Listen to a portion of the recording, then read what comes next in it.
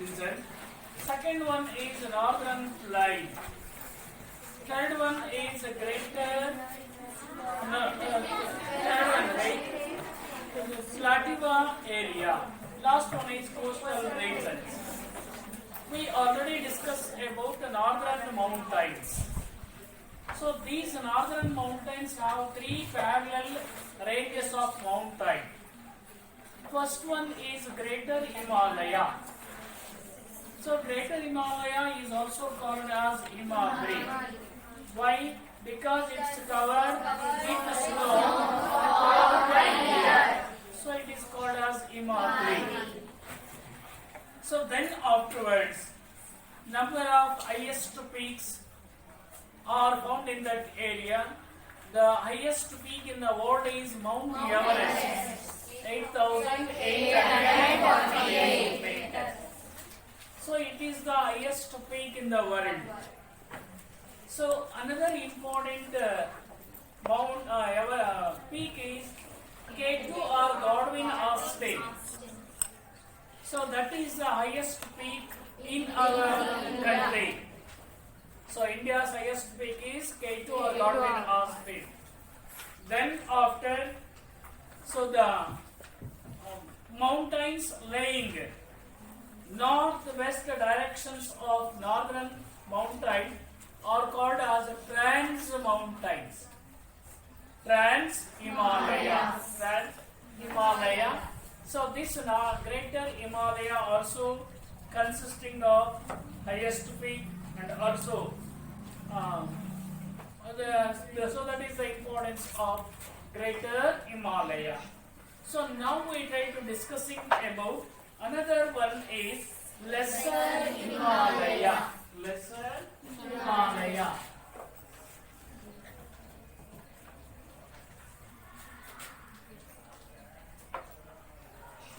So Lesser Himalaya, another important parallel part of our northern mountain is Lesser Himalaya.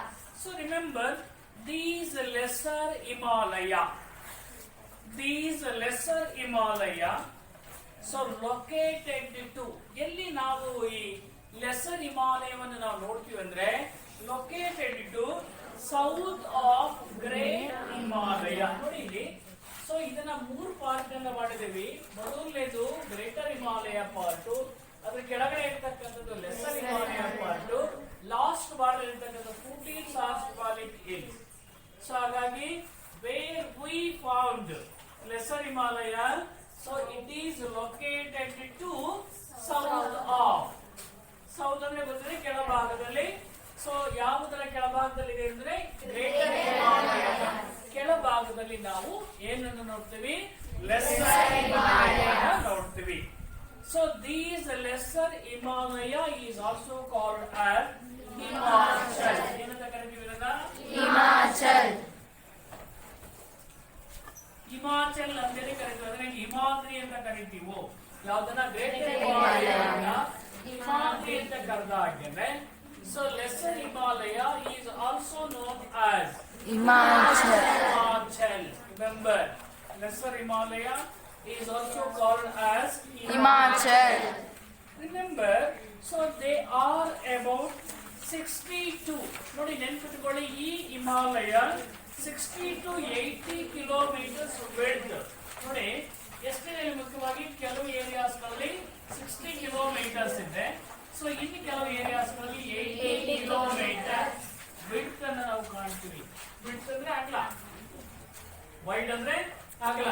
ಎಷ್ಟು ಅಗಲವಾಗಿದೆಯಪ್ಪ ಈ lesser Himalaya ಅಂದ್ರೆ some areas ಗಳಲ್ಲಿ 60 kilometers ಇದೆ and in some areas ಅಲ್ಲಿ 80 kilometers ಅನ್ನು ನಾವು ಕಾಣ್ತೀವಿ. Total width of Lesser Himalayas are 60 to 80 kilometers.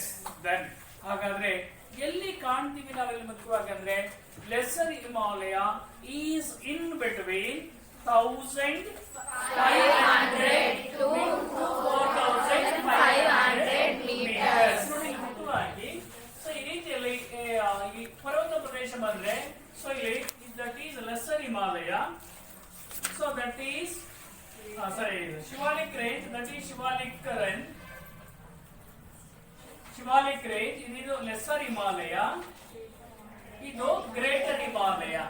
So ಇಲ್ಲಿ ನೋಡಿ ಎಲ್ಲಿ ಕಂಡು ಬರುತ್ತೆ, ಇಲ್ಲಿ 1500 ಮೀಟರ್ ಇಂದ ಸ್ಟಾರ್ಟ್ ಆಗುತ್ತೆ ಲೆಸ್ಸರ್ ಹಿಮಾಲಯ, 4500 ಮೀಟರ್ಸ್ ವರೆಗೂ ಇರುತ್ತೆ. ಯಾವುದು 0 ಇಂದ ಹಿಡಿದು 1500 ವರೆಗೂ ಯಾವುದು ಲೆಸ್ಸರ್ ಇರುತ್ತೆ. 4005 ಆನ್ವರ್ಡ್ಸ್ 4500 ಮೀಟರ್ಸ್ ಆನ್ವರ್ಡ್ಸ್ ಇರ್ತಕ್ಕಂಥದ್ದು greater Himalaya. So remember, width ಬಂದಾಗ ಎಷ್ಟು, ಕೆಲವು ಕಡೆ 60 ಇದೆ, ಕೆಲವು 80 ಕಿಲೋಮೀಟರ್ ಇದೆ. ಇನ್ನ ಎಲ್ಲಿ ಕಂಡು ಬರ್ತಂದ್ರೆ it found in between 1500 metres to 4500 meters. The eastern part is covered with forest area. ನೋಡಿ ಈ ಪಾರ್ಟ್ ಗೆ ನಾವು ಈಸ್ಟ್ ವೆಸ್ಟ್ ನಾರ್ತ್ ಸೌತ್ ಅನ್ನು ಹಾಕೊಂಡಾಗ, so that is east, that is west, that is north, that is south. According to that, the eastern part of Lesser Himalaya covered with forest area. ನೋಡಿ ಇಲ್ಲಿ forest ಕಂಡು ಬರುತ್ತೆ, ಸಾರಿ ಇಷ್ಟೇ ಅಲ್ಲ, ಇಲ್ಲಿ forest ಕಂಡು ಬರುತ್ತೆ. ಇಲ್ಲಿ eastern sides of lesser Himalaya covered by forest area. So there are many parallel ranges, ಸಮಾನಾಂತರವಾಗಿರ್ತಕ್ಕಂಥ ರೇಂಜಸ್ ಗಳು ಇಲ್ಲಿ ಕಾಣಿಸುತ್ತೆ. ಯಾವ್ಯಾವುದಪ್ಪ ಇಲ್ಲಿ ಮುಖ್ಯವಾಗಿ? One is Pir Panjal. ನಿಮ್ಮ ಅದರಲ್ಲಿ ಕೊಟ್ಟಿದ್ದಾರೆ ಪೀರ್ ಪಂಜಾಲ್, ನೀವಲ್ಲಿ ಐಡೆಂಟಿಫಿಕೇಶನ್ ಮಾಡ್ತಾ ಹೋಗ್ಬೇಕು. ಯಾವುದು ಕಂಡು ಬರುತ್ತೆ ಲೆಸರ್ ಹಿಮಾಲಯದಲ್ಲಿ? ಪೀರ್ ಪಂಜಾಲ್ ಒಂದು. ಎರಡನೇದಾಗಿ Dhauladhar, Pir Panjal, Dhauladhar and Nag Tibba and Mussoorie and Mahabharata. ನೋಡಿ ಲೆಸರ್ ಹಿಮಾಲಯದಲ್ಲಿ ಸಮಾನಾಂತರವಾಗಿರ್ತಕ್ಕಂಥ ಪರ್ವತ ಶ್ರೇಣಿಯನ್ನು ನಾವು ಕಾಣ್ತೀವಿ.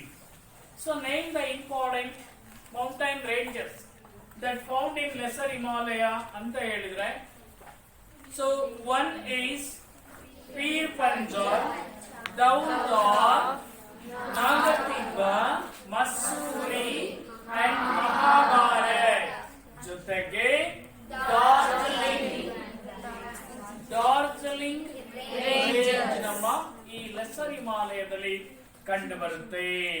And also they contains valleys, ಕೆಲವು ಕಣಿವೆಗಳಿದಾವಲ್ಲಿ. ಯಾವುದಪ್ಪ ಮುಖ್ಯವಾಗಿ? ಕಾಶ್ಮೀರ್ ವ್ಯಾಲಿ, ಕಾಶ್ಮೀರ್ ವ್ಯಾಲಿ, ಕಾಶ್ಮೀರ್ ಅಲ್ಲ, Kashmir valley, then Kangra valley and Kulu valley. Kashmir, Kangra and Kulu valleys are found in Lesser Himalaya. ನೋಡಿ ಪೀರ್ ಪಂಜಾಲ್ ಪರ್ವತ ಪ್ರದೇಶ ಇದೆ, ಧವಲ್ದಾರ್ ಪರ್ವತ ಪ್ರದೇಶ ಇದೆ, ದೆನ್ ನಾಗತಿಬ್ಬಾ ಪರ್ವತ ಪ್ರದೇಶ ಇದೆ, ದೆನ್ ಮಸೂರಿ ಪರ್ವತ ಪ್ರದೇಶ ಇದೆ, ದೆನ್ ಮಹಾಭಾರತ್ ಪರ್ವತ ಪ್ರದೇಶ ಇದೆ. Not only mountain areas are found in that area, some of the valleys also found. ಯಾವ valley? Kashmir valley, Kangra valley, Kullu valley. So these are the important valleys that found in the Lesser Himalaya. Then there is also these Lesser Himalaya is also famous for hill stations, means ಗಿರಿಧಾಮಗಳು.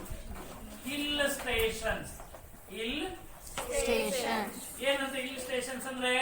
ಗಿರಿಧಾಮಗಳನ್ನು ನಾವು ಕಾಣ್ತೀವಿ. Lesser Himalaya also consisting of some of the hill stations like Simla hill station. ಪರ್ವತ ಪ್ರದೇಶದ ಹೆಚ್ಚಾಗಿ ಪರ್ವತಗಳಿಂದ ಆವೃತವಾಗಿರ್ತಕ್ಕಂಥ ಗಿರಿಧಾಮಗಳನ್ನ ಇದು ಒಳಗೊಂಡಿದೆ. Like Simla and Ranikhet. Simla, Ranikhet, Mussoorie, Nainital, Darjeeling are the important hill stations. ನೋಡಿ ಇವು ಪ್ರಮುಖವಾಗಿರ್ತಕ್ಕಂಥ ಪ್ರವಾಸಿ ತಾಣಗಳು. ಯಾವ್ಯಾವುದು? ಒನ್ ಈಸ್ ಸಿಮ್ಲಾ, ಒಟ್ಟೆ ಹೇಳ್ದು Simla. Yes, one is correct. ಹೇಳಿದವರು Simla, then Nainital, then Mussoorie, Nainital, Darjeeling are the important. Right? Don't are the important hill stations. ಪ್ರಮುಖವಾಗಿರ್ತಕ್ಕಂಥ ಗಿರಿಧಾಮಗಳು. ಇನ್ನು ಅದಾದ ನಂತರ ಇನ್ನೂ ಕೆಳಗಡೆ ಬರೋಣ ನಾವೀಗ. ಯಾವುದಕ್ಕೆ? ಶಿವಾಲಿಕ್ ರೇಂಜ್. ಶಿವಾಲಿಕ್ ರೇಂಜ್ಗೆ ಬಂದಾಗ ಇಲ್ಲಿ ಮುಖ್ಯವಾಗಿ they are the outer most of the ranges. ನೋಡಿ, ಈ ಹಿಮಾಲಯ ಪರ್ವತದ ಅತ್ಯಂತ ಕೆಳಭಾಗ, ಔಟರ್ ಮೋಸ್ಟ್, ತುಂಬಾ ಕೆಳಭಾಗದಲ್ಲಿರ್ತಕ್ಕಂಥ ಪರ್ವತ ಪ್ರದೇಶವನ್ನ we call as Shivalik range. ಇದು ತುಂಬಾನೇ ಕೆಳಭಾಗದಲ್ಲಿರೋದ್ರಿಂದ ಇದಕ್ಕೆ ಏನಂತ ಕರಿತೀವಿ? ಮುಖ್ಯವಾಗಿ ಹಿಲ್ಸ್. ಏನಂತ ಕರಿತೀವಿ ಇದಕ್ಕೆ? ಫೂಟ್ ಹಿಲ್ಸ್ ಅಂದ್ರೆ ಪಾದ ಬೆಟ್ಟಗಳು ಅಂತ ಕರಿತೀವಿ. Foot hills. ಯಾವ್ದನ್ನ? ಶಿವಾಲಿಕ್ ರೇಂಜ್ ಅನ್ನ why we call that is foot hills of Himalaya because it is located in the outer part of mountain range. So it is called as foothills that located to the south part of the where we found. ನಾವು ಇದನ್ನ ಎಲ್ಲಿ ನೋಡ್ತೀವಿ ಅಂದ್ರೆ ಇಲ್ಲಿ ನೋಡಿ, ಈ east, ಇದಕ್ಕೆ ನಾವು east, west, north and south. ಯಾವುದಕ್ಕೆ? ಶಿವಾಲಿಕ್ ಅಥವಾ ಶಿವಾಲಿಕ್ ಪರ್ವತ ಪ್ರದೇಶಕ್ಕೆ ಈಸ್ಟ್, ವೆಸ್ಟ್, ನಾರ್ತ್, ಸೌತ್ ಅನ್ನು ಹಾಕೊಂಡಾಗ ನೋಡಿ, this part is east, west, north and south. ಎಲ್ಲಿದೆ ಶಿವಾಲಿಕ್ ರೇಂಜ್ ಅಂದ್ರೆ south part of lesser Himalaya. Lesser ಹಿಮಾಲಯದ ದಕ್ಷಿಣ ಭಾಗದಲ್ಲಿ ಇದನ್ನು ನಾವು ಕಾಣ್ತೀವಿ. ಯಾವುದನ್ನ? Shivalik range is located in the south of lesser Himalaya, ಅಥವಾ ಇನ್ನು ಹೇಳೋದಾದ್ರೆ ಹಿಮಾಲಯದ ದಕ್ಷಿಣ ಭಾಗಕ್ಕೆ. ಪೂರ್ತಿ ತಗೊಂಡಾಗ ನಾವು ಪೂರ್ತಿ ಇದನ್ನು ತಗೊಂಡಾಗ ಸೊ ಇಲ್ಲಿ ಈಸ್ಟ್, ವೆಸ್ಟ್, ನಾರ್ತ್, ಸೌತ್, ದಕ್ಷಿಣ ಭಾಗದಲ್ಲಿ ನಾವು ಲೆಸ್ಸರ್ ಹಿಮಾಲಯವನ್ನ ಕಾಣ್ತೀವಿ. ಶಿವಾಲಿಕ್ ಹಿಮಾಲಯವನ್ನ ಕಾಣ್ತೀವಿ. we found Shivalik range. we found Shivalik range south of Himalaya. So there are, ಅಥವಾ this is also known as outer Himalaya. ಇದಕ್ಕಿರ್ತಕ್ಕಂಥ ಇನ್ನೊಂದು ಹೆಸರು ಏನಪ್ಪಾ ಅಂದ್ರೆ ಔಟರ್ ಹಿಮಾಲಯ. ಏನಂತ ಕರಿತೀವಿ? ಔಟರ್ ಹಿಮಾಲಯ. ಅಂದ್ರೆ ಇದ್ರ ಮುಖ್ಯವಾಗಿ ಏನಂತ ಔಟರ್ ಹಿಮಾಲಯ ಅಂತ ಕರಿತೀವಿ. ರಿಮೆಂಬರ್, ಮೇಲಿಂದ ಏನಂತ ಕರಿತೀರಾ? ಗ್ರೇಟರ್ ಹಿಮಾಲಯ, ಹಿಮಾದ್ರಿ. ಎಲ್ಲ ಇಲ್ಲಿ ಕೂತ್ಕೊಂಡಾರೆ ಕೇಳ್ತದೆಲ್ಲ? Greater Himalaya is known as Himadri. Lesser Himalaya Himachal. Shivalik range is called as outer Himalaya. They are, ಯಾಕೆ ಅದನ್ನ ಮುಖ್ಯವಾಗಿ ನಾವು ಔಟರ್ ಹಿಮಾಲಯ ಅಂತ ಕರಿತೀವಿ? They are lower range of Himalaya with the height of 600 meter. Start ಆಗೋದು 600 ಮೀಟರ್ ನಿಂದ ಸ್ಟಾರ್ಟ್ ಆಗುತ್ತೆ, ಅಪ್ ಟು 1500 ಮೀಟರ್ಸ್ ಮಧ್ಯದಲ್ಲಿ ಇರ್ತಕ್ಕಂಥದನ್ನ we call as Shivalik range ಅಂತೇಳಿ ಕರ್ಕೊಳ್ತೀವಿ. Then finally, so this Shivalik range expands from Jammu and Kashmir in the west. ನೋಡಿ ಎಲ್ಲಿ start ಆಗುತ್ತೆ Shivalik range ಅಂದ್ರೆ? So Jammu ಮತ್ತೆ ಕಾಶ್ಮೀರದಲ್ಲಿ, ಇಲ್ಲಿ ಜಮ್ಮು ಮತ್ತೆ ಕಾಶ್ಮೀರದಲ್ಲಿ ಪ್ರಾರಂಭವಾಗುತ್ತೆ. ಎಲ್ಲಿ ಬಂದು ಎಂಡ್ ಆಗುತ್ತೆ? ಅರುಣಾಚಲ್ ಪ್ರದೇಶ್. ನೋಡಿ, ಈಸ್ಟ್ ಅಲ್ಲಿ ಅರುಣಾಚಲ್ ಪ್ರದೇಶ್, ವೆಸ್ಟ್ ಅಲ್ಲಿ ಜಮ್ಮು ಅಂಡ್ ಕಾಶ್ಮೀರದಿಂದ ಸ್ಟಾರ್ಟ್ ಆಗುತ್ತೆ. ಯಾವುದು? Shivalik range starts from Jammu and Kashmir west. ಯಾವ್ದಲ್ಲಿ? ಪಶ್ಚಿಮ ಭಾಗದಲ್ಲಿ ಜಮ್ಮು ಕಾಶ್ಮೀರ ಪ್ರಾರಂಭ ಆಗುತ್ತೆ and ends in Arunachal Pradesh. Then ಇಲ್ಲಿ ಏನಿದೆಯಪ್ಪ? What is the speciality of Shivalik range ಅಂದ್ರೆ Shivalik range have flat bottom. ಬಹಳ important. Flat bottom longitudinal structural ಏನನ್ನ ವ್ಯಾಲೀಸ್ಗಳನ್ನ ಒಳಗೊಂಡಿದೆ. ಅಂದ್ರೆ ವಿಶಾಲವಾಗಿರ್ತಕ್ಕಂಥ ಸಮತಟ್ಟ ಆಗಿರ್ತಕ್ಕಂತಹ ಏನನ್ನು ಒಳಗೊಂಡಿದೆ, ಪ್ರದೇಶಗಳನ್ನು ಒಳಗೊಂಡಿದೆ. ಯಾವುದು? They have flat bottom land. ಅಂದ್ರೆ ವಿಶಾಲವಾಗಿರ್ತಕ್ಕಂಥ flat bottom lands are called as flat bottom lands are called as dunes. ಏನಂತ ಕರೀತೀರಾ? Dunes. ಏನಂತ ಕರೀತೀರಾ? Dunes. ಒಂದು ಮಾರ್ಕ್ಸ್ ಪ್ರಶ್ನೆ ಕೇಳಿದ್ರು, what is meant by dunes ಅಂತ ಕೇಳಿದ್ರೆ ನಿಮ್ ತಲೆಯಲ್ಲಿ ಬರೀಲಿಕ್ಕೆ ಪೆನ್ ಬಳಸ್ತಾರೆ, ಡೂನ್ಸ್ ಪೆನ್ ಬಳಸ್ತಿರಲ್ಲ, ಅದಿರಬೇಕು ನಿಮ್ ತಲೆಯಲ್ಲಿ. ಅದು ಪೆನ್ಸಿಲ್ ಬರುತ್ತೆ, ಡೂನ್ಸ್ ಅಲ್ಲ, ಡೂನ್ಸ್ ಅಲ್ಲ, ಡೂನ್ಸ್ ಅಂತಲೇ ಬರೋದು ನಿಮ್ ತಲೆಯಲ್ಲಿ. ಪೆನ್ಸಿಲ್, ಪೆನ್ನು, ಆ ಕಂಪ್ನಿ ಏನಾದ್ರೂ ಕೊಟ್ಟಿದ್ದಾರೆ ಅಂತ ತಿಳ್ಕೊಳ್ತೀರಾ. ಏನ್ ಬರೀತಾರೆ ನೀವಲ್ಲಿ? Flat bottom land are called as longitude ಏನ್ ಬರೆಯಕ್ಕೆ ಹೋಗ್ಬೇಡಿ. Flat bottom lands are called as dunes. One example for dunes is Denar Dune. ಅರ್ಥಾಯ್ತಾ? ನಮ್ಮ ಶಿವಾಲಿಕ್ ರೇಂಜ್ ನಲ್ಲಿ ಕಂಡುಬರ್ತಕ್ಕಂಥ ಒಂದು ಡೂನ್ಸ್ ಅನ್ನ ಹೇಳಿ ನೀವು ಅಂದ್ರೆ you say Denar Dune is the best example for dunes. ಗೊತ್ತಾಗಲ್ಲ what is meant by dunes? Flat bottom lands are called as dunes. So give one example and Denar Dune. Then what are the importance of this Himalayan range? ನಮ್ಮ ಭಾರತದಲ್ಲಿ ಹಿಮಾಲಯ ಪರ್ವತ ಪ್ರದೇಶಗಳಿಂದ ನಿಮಗೆ ಏನು benefit ಇದೆಯಪ್ಪ? What are the benefits of Himalaya?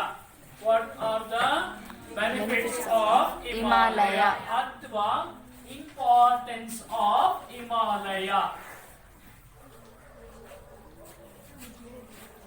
Importance of Himalaya. ಇದು ಮುಖ್ಯವಾಗಿರ್ತಕ್ಕಂಥ ಒಂದು ಮಹತ್ವವನ್ನು ನಾವು ನೋಡಿದಾಗ ಎಕ್ಸಾಮಿನೇಷನ್ಗೆ ಸಾಕಷ್ಟು ಬಾರಿ right the importance of Himalayan range ಅಂತ ಕೇಳಬಹುದು. ಆಗ ನೀವು 6 ಪಾಯಿಂಟ್ಸ್ ಅನ್ನು ಬರೀಬೇಕಂದ್ರೆ ಈ ಮಾರ್ಕ್ಸ್ಗೆ ಕೇಳ್ತಾರೆ 6 ಪಾಯಿಂಟ್ಸ್ ಅನ್ನು ಬರೀಬೇಕು. ಒಂದನ್ನು ನಾವು ನೋಡಿದಾಗ ಪಾಯಿಂಟ್ ನಂಬರ್ 1.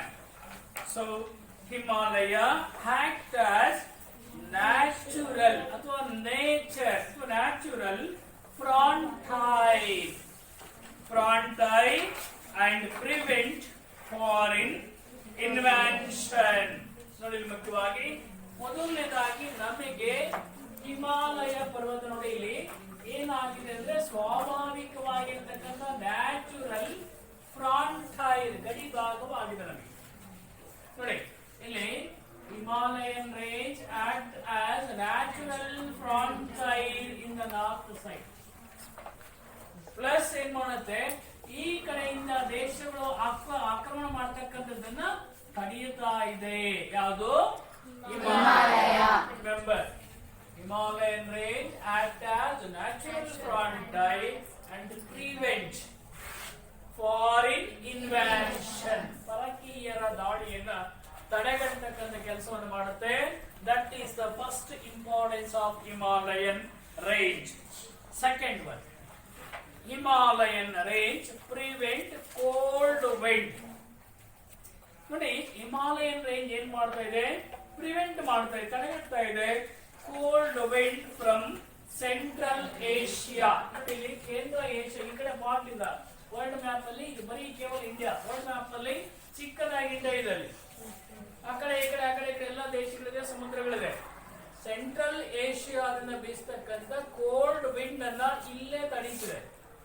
ಒಂದ್ ವೇಳೆ ಇದಿಲ್ಲ, ಹಿಮಾಲಯನ್ ರೇಂಜ್ ಇಲ್ಲ ಅಂದ್ರೆ ನಾವೆಲ್ಲರೂ ಸಹ ಚಳಿಯಿಂದ ಹೊರಗೆ ಸತ್ತೋಗ್ಬಿಡ್ತಾ ಇದ್ವಿ. ಸೊ ಹಾಗಾಗಿ Himalayan range prevent the cold wind that blows from central Asia. ಕೇಂದ್ರ ಏಷ್ಯಾ ಭಾಗದಿಂದ ಬೀಸ್ತಕ್ಕಂಥ ತುಂಬಾ ಕೊರಿತಕ್ಕಂಥ ಚಳಿ ಗಾಳಿಯನ್ನ ಇದು ಪ್ರಿವೆಂಟ್ ಮಾಡಿ ನಮ್ಮನ್ನ ರಕ್ಷಣೆ ಮಾಡ್ತಾ ಇದೆ. ನಮ್ಮನ್ನಂದ್ರೆ ಭಾರತೀಯರನ್ನ. That is the second importance of Himalaya. ಇನ್ನು ಮೂರನೇದಾಗಿ ನಾವು ನೋಡ್ತಾ ಹೋದಾಗ Himalayan range abstract the rain bearing winds. Rain bearing winds.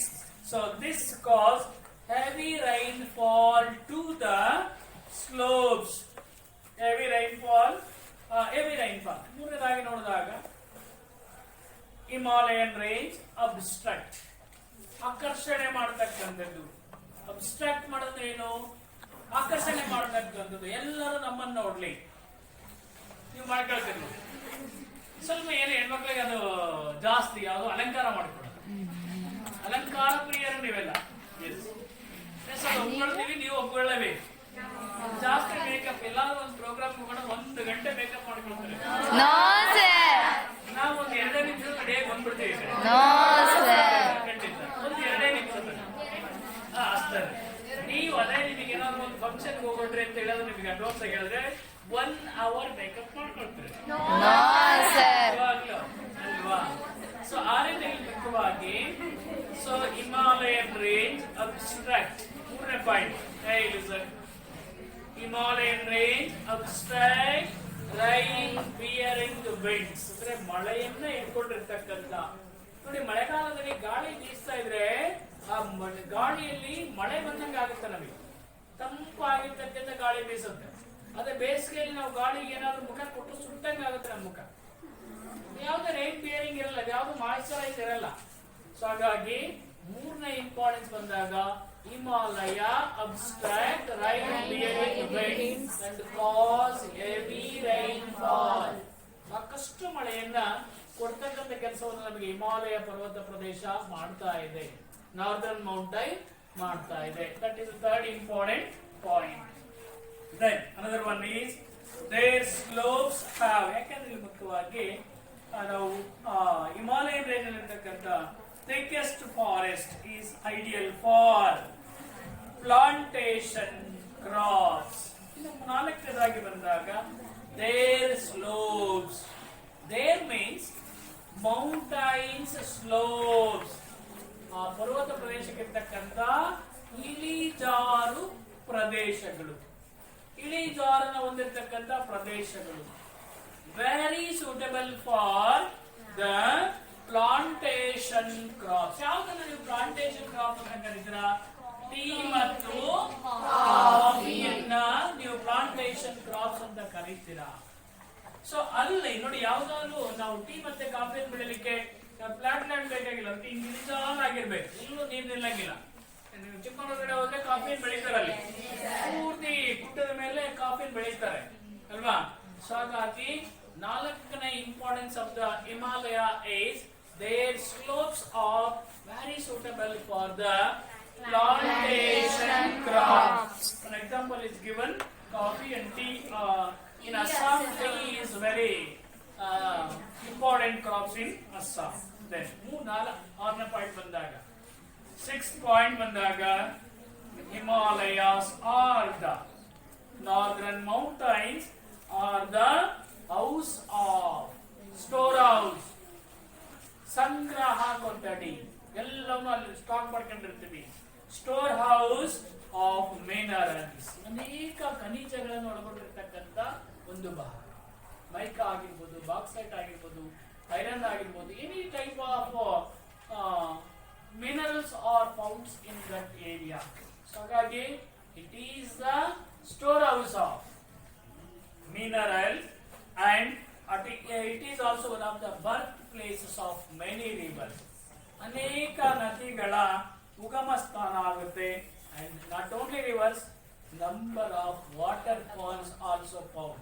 ಅನೇಕ ಬಹಳ ನಮಗೆ ಖುಷಿಯನ್ನು ಕೊಡ್ತಕ್ಕಂತಹ, ಸಂತೋಷವನ್ನು ಕೊಡ್ತಕ್ಕಂಥ ವಾಟರ್ ಫಾಲ್ಸ್ ಗಳನ್ನು ನಾವು ಅಲ್ಲಿ ನೋಡ್ತೀವಿ. Water falls are very useful for generation of hydro electricity. So these are all the importance of Himalaya. 6 points are the very important points. ನಿಮಗೆ for the purpose of examination ಕೇಳಬಹುದು, write the importance of Himalaya. So then afterwards we goes to northern great plight. ಎರಡನೇ ಭಾಗ ನಾವು ನೋಡೋಣ. ಯಾವುದು? Great plight. Northern great plight. ಎರಡನೇದಾಗಿ ಅದರ ಕೆಳಭಾಗದಲ್ಲಿ ಇನ್ನೊಂದು ಪಾರ್ಟ್ ಇದೆ ನೋಡಿ. ಪಕ್ಕದ ಇಂದ 101 ಪೇಜ್ ಅಲ್ಲಿ ನಿಮಗೆ ಬ್ಲಾಕ್ ಮಾರ್ಕ್ ಅನ್ನು ಮಾಡಿದ್ದಾರೆ. 101 ಪೇಜ್ ಅಲ್ಲಿ ಏನ್ ಮಾಡಿದರೆ ಬ್ಲಾಕ್ ಮಾರ್ಕ್. ಅಲ್ಲಿ ನೀವು ನೋಡ್ತಾ ಹೋದಾಗ ಗೊತ್ತಾಗುತ್ತೆ. So that is northern mountain. Remember this northern mountain lies between. ಎಲ್ಲಿ ನೋಡ್ತಾ ಇದ್ರ ನಿಮಗೆ ಗೊತ್ತಾಗ್ಬಿಡುತ್ತೆ ಎಲ್ಲಿದೆ ಇದು ಅಂತ. ಅಂಡರ್ಸ್ಟ್ಯಾಂಡ್?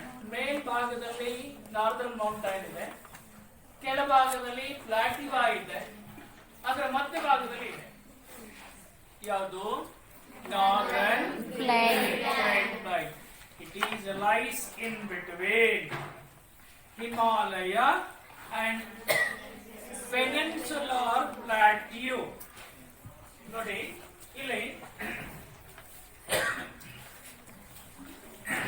ನೋಡಿ ಎಲ್ಲಿ ಲೊಕೇಟ್ ಆಗಿದೆ ಅಂದ್ರೆ ಮೇಲ್ಭಾಗದಲ್ಲಿ ಹಿಮಾಲಯ ಪರ್ವತ ಇದೆ. It is lies in between Himalayan range and peninsular plateau. ಈ ಭಾಗದಲ್ಲಿ northern great plain are located. Clear? Northern great plain are located in between Himalayas and Peninsular Plateau. So it is one of them. It is formed by the. ಹಾಗಾದ್ರೆ ಹೆಂಗೆ ಇದು form ಆಗಿದೆ? Northern Great Plain is formed by the depositional work of 3 rivers. 3 ನದಿಗಳು ಅಥವಾ 3 ನದಿಗಳಿಂದಾಗಿ ಇದು ಏನಾಗಿದೆ? Manufacture ಆಗಿದೆ. ಯಾವುದು? ಇಲ್ಲಿ ಏನು ಹಿಮಾಲಯ ಪರ್ವತ ಪ್ರದೇಶದಲ್ಲಿ ಬರ್ತಕ್ಕಂಥ 3 ನದಿಗಳು.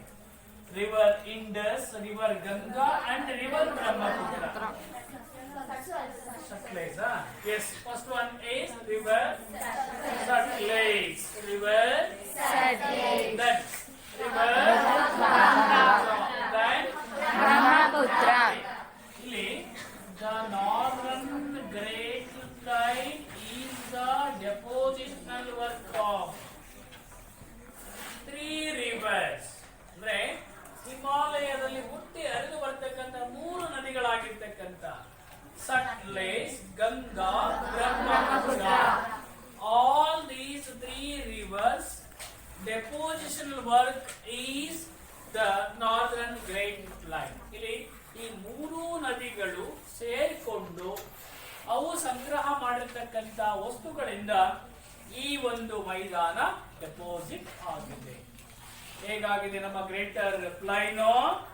Northern greater plain is the work of deposition of the 3 rivers Sutlej, Ganga and Brahmaputra. So it is the largest. Wait, don't say it is the largest.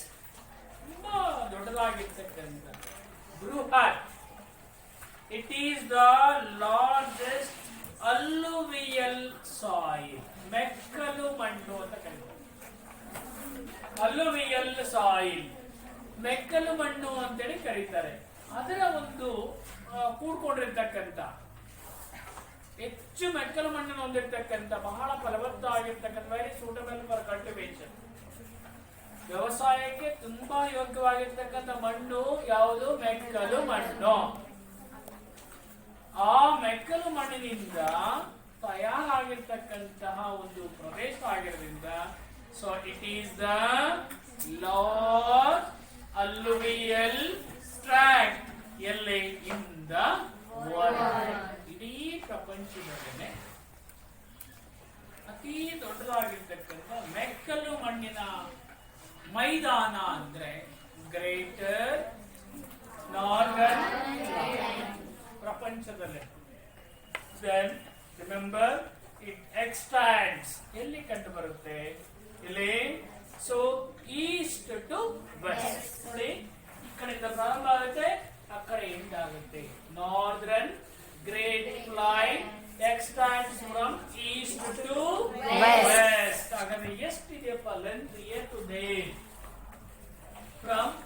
There ಬಂದಾಗ 2500 ಕಿಲೋಮೀಟರ್ಸ್ ಅಷ್ಟು ಲೆಂತ್ ಅಂದ್ರೆ ಉದ್ದ. ಉದ್ದ ಎಷ್ಟಿದೆಯಪ್ಪ? 2500 ಕಿಲೋಮೀಟರ್ಸ್ ಲೆಂತ್ ಅನ್ನ ಇದು ಒಳಗೊಂಡದೆ. It's average ಸರಾಸರಿ ಅಗಲ ಎಷ್ಟಿದೆಯಪ್ಪ ಅಂದ್ರೆ ಮುಖ್ಯವಾಗಿ ಸೊ ವೆರೈಸ್ ಫ್ರಮ್ ಅಂದ್ರೆ different from so 240 to 340 so ಕೆಲವು ಕಡೆ 240 ಕಿಲೋಮೀಟರ್ಸ್ ಇದೆ, ಇನ್ನು ಕೆಲವು ಕಡೆ 340 ಕಿಲೋಮೀಟರ್ಸ್ ಗಳನ್ನು ನಾವು ಕಾಣ್ತೀವಿ ನೋಡಿ. ಸೊ ಇಲ್ಲಿ ಏನಾಗುತ್ತೆ, ಕೆಲವು ಕಡೆ ನೋಡಿ ಕಡಿಮೆ ಇದೆ, ಕೆಲವು ಕಡೆ ಜಾಸ್ತಿ ಇದೆ, ಕೆಲವು ಕಡೆ ಇನ್ನೂ ಕಡಿಮೆ ಇದೆ, ಕೆಲವು ಕಡೆ ಇನ್ನೂ ಕಡಿಮೆ ಇದೆ. ಸೊ ಹಾಗಾಗಿ the width of the northern Great Plain is varies, differs from place to place. It starts from 240 kilometers to 340 kilometers. Totally, it covers of 7 lakh Square kilometers. ನೋಡಿ, ಟೋಟಲಿ ವಿಸ್ತೀರ್ಣದಲ್ಲಿ lakh 7 lakh ಸ್ಕ್ವೇರ್ ಕಿಲೋಮೀಟರ್ಸ್. ನೋಡಿ, ನಮ್ಮ ದೇಶದ ಒಟ್ಟು ವಿಸ್ತೀರ್ಣ 31,82,267. First chapter ಅಲ್ಲಿ ಇತ್ತು. ಎಷ್ಟಿದೆ ನಮ್ಮ ದೇಶದ ಒಟ್ಟು ವಿಸ್ತೀರ್ಣ ಅಂತೇಳಿ ಫಸ್ಟ್ ಚಾಪ್ಟರ್ ನಲ್ಲಿ ಇದೆ. ಟೋಟಲ್ ಏರಿಯಾ ನೋಡಿ 32,87,263 ಸ್ಕ್ವೇರ್ ಕಿಲೋಮೀಟರ್ ಇದೆ. ಅದರಲ್ಲಿ so this area covered 7 lakh 7 lakh square kilometres areas ಗಳನ್ನು ಇದು ಆಕ್ಯುಪೈ ಮಾಡಿಕೊಂಡಿದೆ.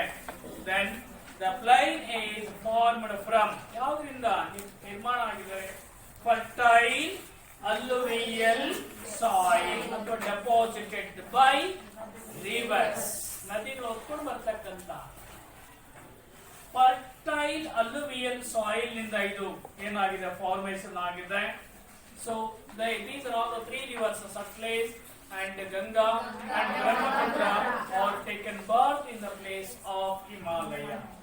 The plain is very flat and also the rocks are not exposed. Today rocks are not exposed in the northern Greater Plain. ಎಲ್ಲಿ ಹುಡುಕಿರೋ ಕಲ್ಲು ಸಿಗಲ್ಲ, ಬರೀ ಮಣ್ಣು. Because all three rivers brought down deposition from the Himalayan range on the surface. ಕಲ್ಲೆಲ್ಲೂ ಕಾಣಲ್ಲ, ಬರೀ ಮಣ್ಣು ಕಾಣಿಸುತ್ತೆ. So ಏನಪ್ಪ 3 minutes time